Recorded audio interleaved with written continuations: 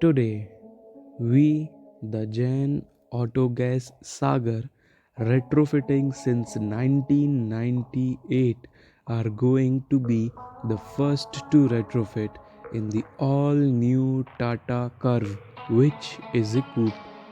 Now, we are installing Italian sequential fuel injection CNG kit in this beast. Here, I will be calibrating the engine control module by myself so that the performance will be the same as it has in petrol. Although the fitting takes place under our supervision by our expert company trained technicians.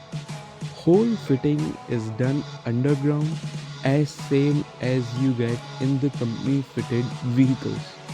Now you are watching our 25 years of experience in the face of quality and finishing, which we earned after successfully completing retrofitment under 6,000 vehicles.